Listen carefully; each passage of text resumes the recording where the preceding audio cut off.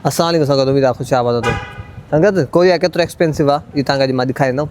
जो दोस्तनि जी फरमाइश कई कोरिया जा रेट्स छा आहिनि ग्रोसरी स्टोर ते वञी करे, त अञा हिकु नंढिड़ो ग्रोसरी स्टोर आहे इहो, ऐं ॾेखारींदुमि हिन में इहो केतिरो महांगो आहे। इहो कन्वर्सेशन रेट न मां हेठां मैंशन करे छॾींदुमि। संगत सभिनि खां पहिरियां फ्रूट जी ॻाल्हि कजे त हीअ आहिनि केला। हिकु दर्जन केला 7,800 कोरियन वॉन जा आहिनि। हीअ आहिनि अमलोग, ठीकु आहे, 5 पीसिस 4,800 कोरियन वॉन।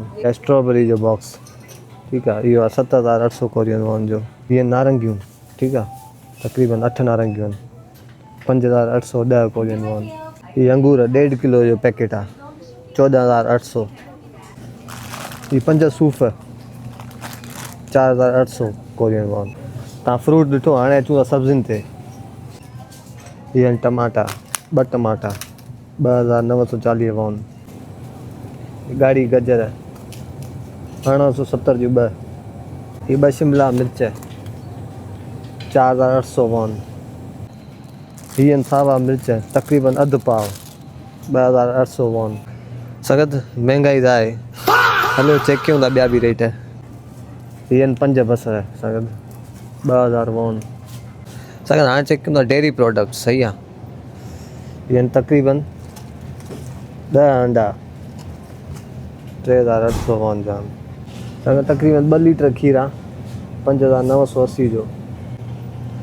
तक़रीबन अधु किलो दही आहे, ठीकु आहे, 3,680 ग्राम। संगत हीअ आहे बिल, ऐं बिल आयो आहे तक़रीबन 14,000 वॉन, माना पाकिस्तानी तक़रीबन 3,000, जंहिंमें मुर्गी ऐं अंडा ऐं 3 शिमला मिर्च। महांगाई त आहे पंहिंजे हिसाब सां, पर हिननि लाइ महांगाई न आहे, छो जो हिननि जी सैलरीज़ इलाही हाई आहिनि। हेठो तबिको आहे न, सिक्योरिटी गार्ड, लेबर, उन जी पघार $1,500 आहे, पाकिस्तानी तक़रीबन 4 लख। त हिन लाइ महांगाई न आहे, पर असां लाइ इहा महांगो काउंट थींदो। हलो साकिब खे ॾियो इजाज़त, ख़ुदा हाफ़िज़।